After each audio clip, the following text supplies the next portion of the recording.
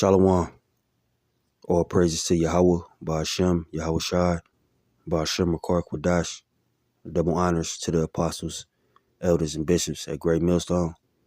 Shalom to the hopeful elect. All right, so I'm going to start in Romans 9:3.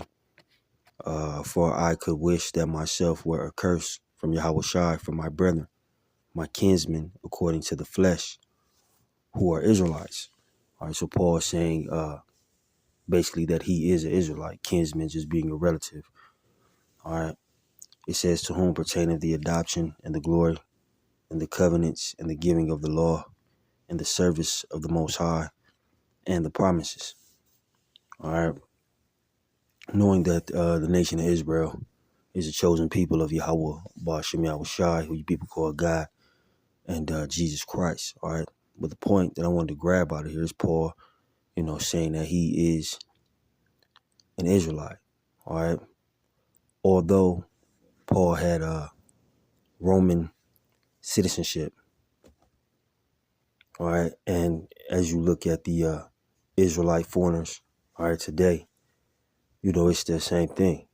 You have Israelites who may have been born in other lands or have been born in other lands, and their citizenship is that of the land that they were born in.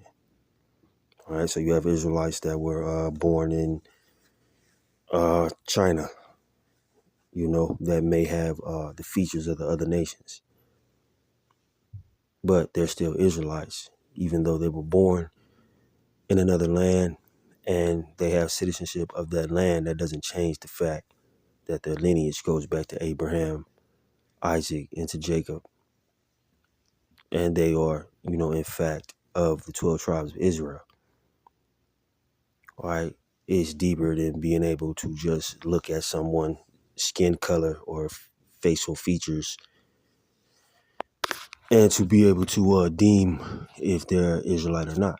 The scriptures say the Spirit beareth witness that we are the children of Yahweh, Ba'ashem Yahweh Shai. All right. And I use Paul as an example, all right, because once again, Paul had Roman citizenship. Now we know Paul is an Israelite.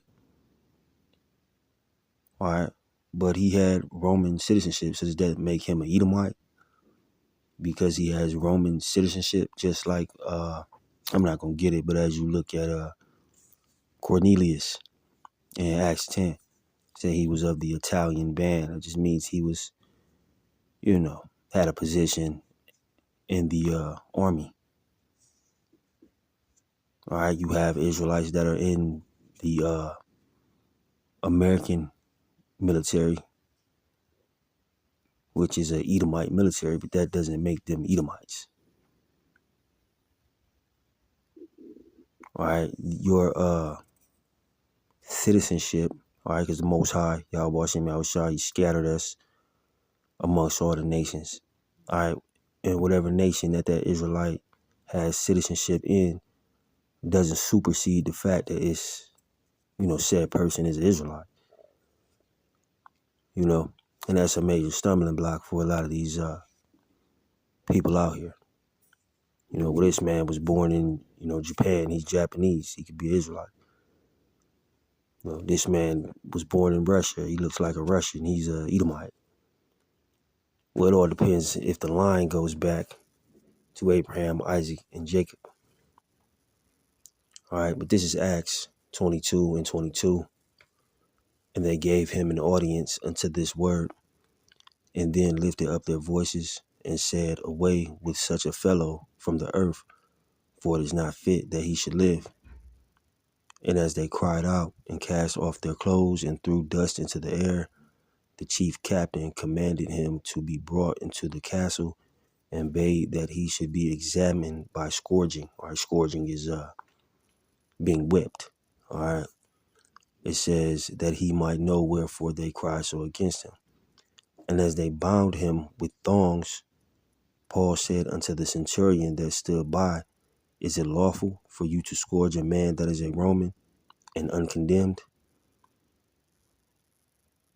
So when he said a man that is a Roman and uncondemned, although Paul is an Israelite, he used his Roman citizenship. All right. Basically, America being an extension of Rome, they had the same type of what you would call due process, or this guy deserves his day in court. So that's why he said, a man that is a Roman and uncondemned. Basically, y'all just going off a hearsay of what they said I did, and I haven't had my quote unquote day in court. So since Paul used his Roman citizenship, is he an Edomite? No, he was an Israelite who was born, well, who had Roman citizenship. He was born in Tarsus. All right. But that doesn't change the fact that he's an Israelite because he had Roman citizenship. All right. It says then, when the centurion heard that, he went and told the chief captain, saying, take heed what thou doest, for this man is a Roman. All right. Because within their own system, all right, like I said before, people had to have their day in court. Just like here in the extension of Rome, which is America, you have to have a day in court. It can't just go off hearsay.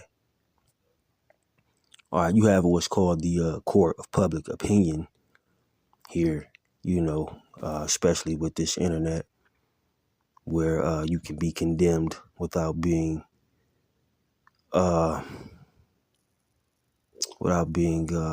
convicted, or without being charged with anything, just off the opinion of the people. But you still have to have a day in court as it pertains to the judicial system.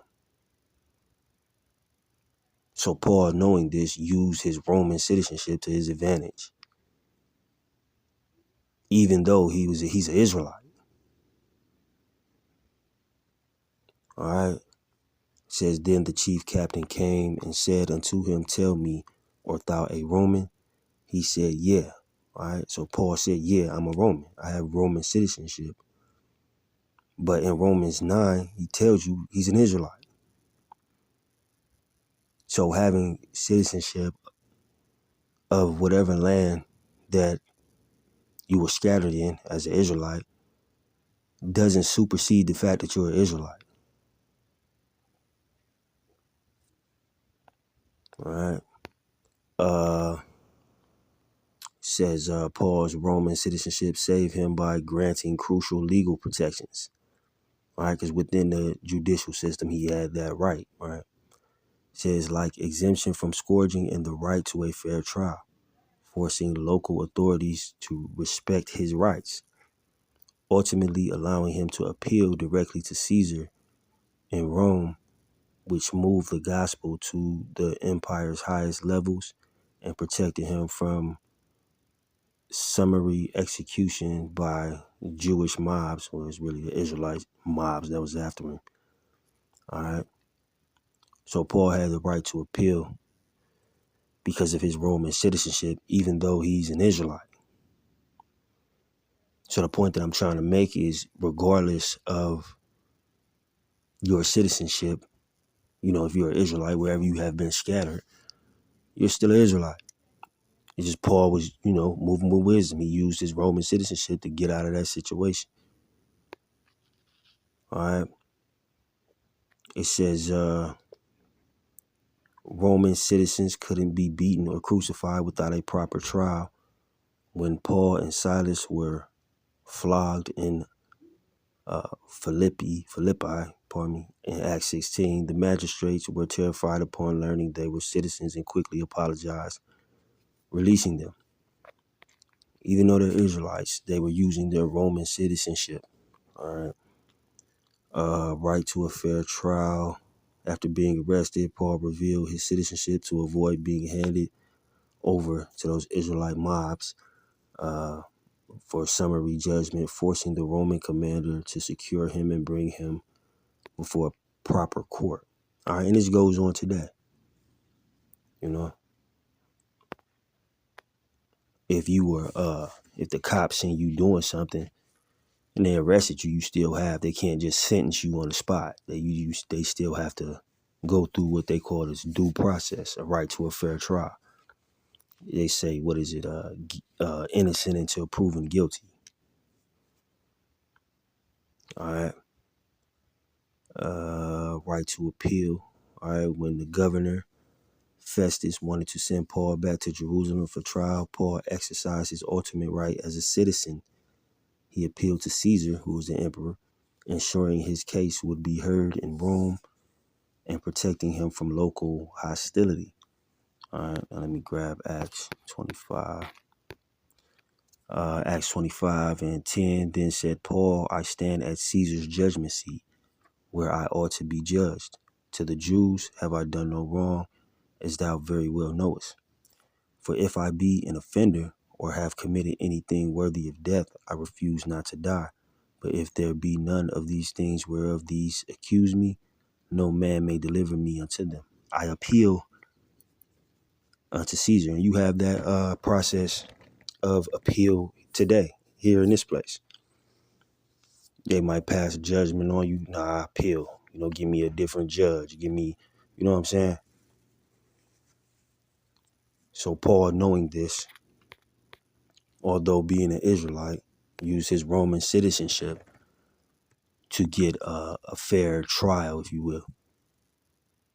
All right. But even though he said that he was a Roman or has Roman citizenship, that doesn't change the fact that he's an Israelite. So you can apply that today to Israelite foreigners, man. All right. Just because you have the name, you're a citizen of said land, doesn't change the fact that you are of the lineage of Abraham, Isaac, Jacob, and, one of the tribes, man. I myself, I was born in Japan. Both parents being in the military. Born in Japan. And does that make me a Japanese? Because I was born over there. I may not have the facial features of a Japanese, But even if I did, being an Israelite foreigner in that sense of looking like the other nations, doesn't change the fact that, being one of the children of Israel, this applying to every land on the earth. If you're of the lineage of Abraham, Isaac, and Jacob, you're an Israelite. Regardless of where you were born, what citizenship you claim, or your facial features and how you look. You're Israelite, man. So by the logic of a lot of these camps, Paul, saying that he was a Roman citizen, would that make him an Edomite? Is Paul a heathen?